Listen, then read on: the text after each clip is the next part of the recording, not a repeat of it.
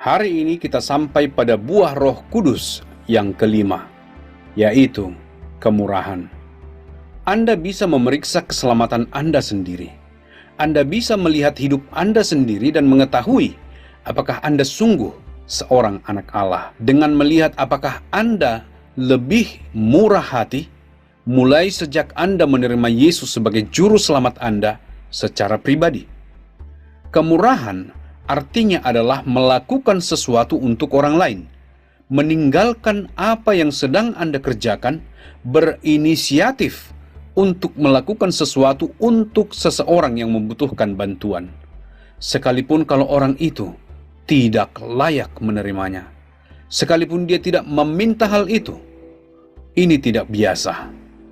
Mengapa kita harus menolong seseorang yang bahkan tidak sepatutnya ditolong? Mengapa kita harus menolong seseorang yang tidak meminta pertolongan?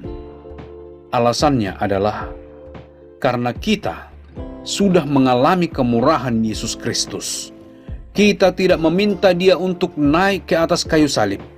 Kita tidak layak bagi Dia sehingga Dia harus mati untuk dosa-dosa kita.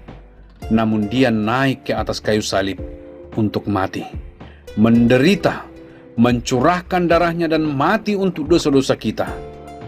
Mengapa Dia melakukannya? Ini adalah tindakan dari kemurahan yang luar biasa.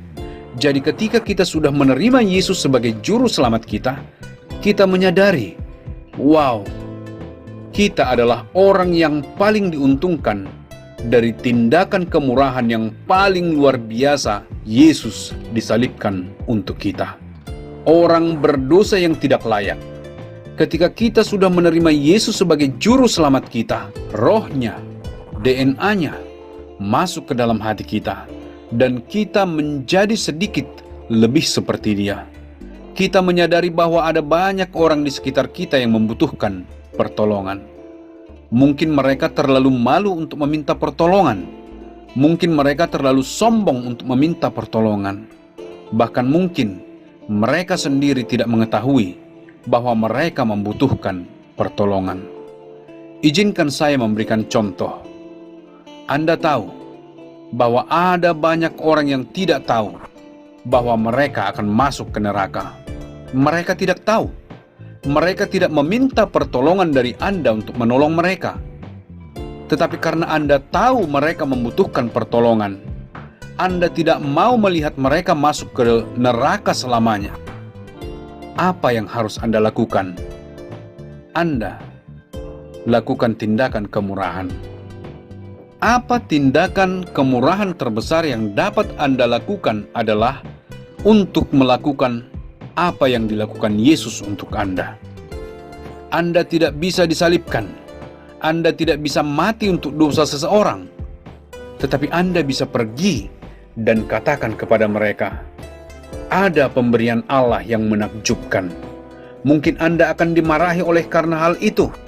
Orang bahkan mungkin sama sekali tidak menghargainya. Tetapi Anda bisa melakukannya karena ini adalah tindakan kemurahan.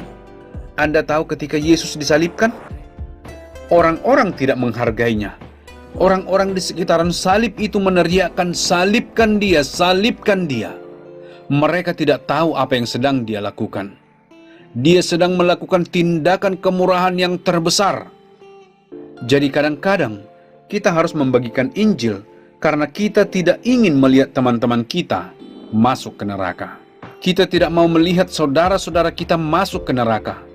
Itu adalah tindakan kemurahan yang terbaik yang dapat kita lakukan kepada siapapun. Anda harus membagikan kabar baik itu dengan mereka. Tuhan memberkati Anda. Kiranya Anda menjadi orang yang murah hati. Bukan hanya dengan terlihat murah hati, tetapi melakukan tindakan kemurahan yang terbesar dari semua, dengan menolong orang bebas dari hukuman kekal di neraka.